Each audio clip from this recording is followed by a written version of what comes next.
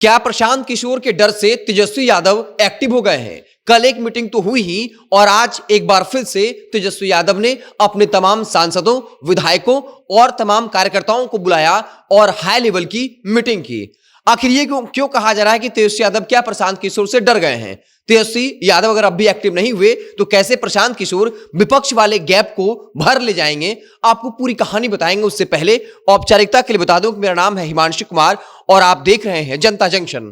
तेजस्वी यादव पर उस वक्त भी सवाल उठे थे जब प्रशांत किशोर, चाहे अशोक चौधरी पर 200 करोड़ घोटाले का आरोप हो या फिर दिलीप जायसवाल पर अल्पसंख्यक कॉलेज जो हड़पने का आरोप हो या फिर सम्राट चौधरी के डिग्री का मसला हो, हर मसले को लेकर प्रशांत किशोर जो है वो सरकार को घेर रहे थे।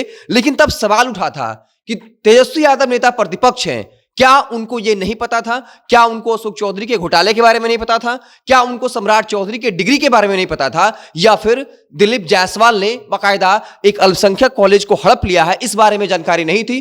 प्रशांत किशोर ने जो सवाल उठाया था कि कैसे लालू परिवार के लोगों ने भी जिस कॉलेज पर दिलीप जायसवाल ने कब्जा किया था, बाकायदा वहां से उनके परिवार के लोगों ने डॉक्टर की डिग्री ली है। इसके बाद से ही ये सवाल जो है वो बिहार की जनता के मन में सवाल उठ रहा था कि प्रशांत किशोर ही इस मुद्दों को उठा रहे, जबकि यह मुद्दा तेजस्वी यादव को उठाना चाहिए था। तो क्या आरजेडी और एनडीए के बीच में कोई साठगांठ है कि अगर पोल खोलना भी है तो किस हद तक खोलना है और उसके बाद माल जो है वो मिल बांटकर खाना है?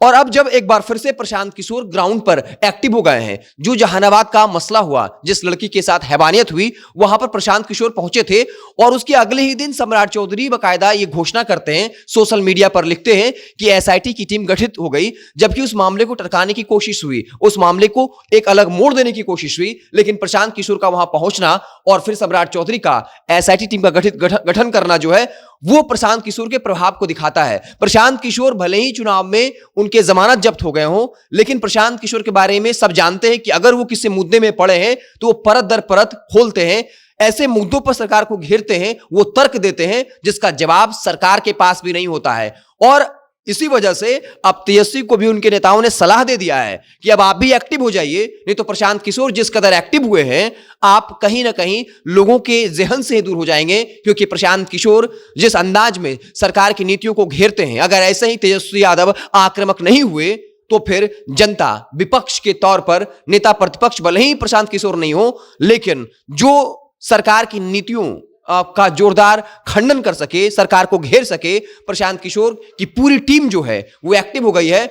तो साफ तौर पर तेजस्वी के जो सलाहकार थे वो उनको लगातार हिंट करते रहे हैं। बाकायदा अब जो कह सकते हैं कि बड़े नेता हैं उनकी टीम में, उन्होंने ये कहा कि अब तेजस्वी यादव को अपने घर का दरवाजा खोलना होगा, लालू यादव की तरह अपने कार्यकर्ताओं से मिलना होगा, तभी आरजेडी पार्टी जो है उसके संगठन को मजबूती मिलेगी।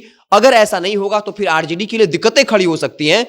और अब जब प्रशांत किशोर एक्टिव हुए तो फिर तेजस्वी यादव भी जो है वो एक्टिव हो गए। आज फिर जो है उनके एक मीटिंग बुलाई थी जिसमें उनके सांसद, विधायक, प्रदेश अध्यक्ष मंडल भी मौजूद थे और तमाम कार्यकर्ता, पार्टी सचिव, हर कोई मौजूद था। और हार की समीक्षा की बातचीत हुई और आगे कैसे क्या किया जाए इसको लेकर बातचीत हो रही है। और तेजस्वी यादव आने वाले वक्त में ग्राउंड पर भी निकल सकते हैं अपने संगठन को विस्तार देने के लिए।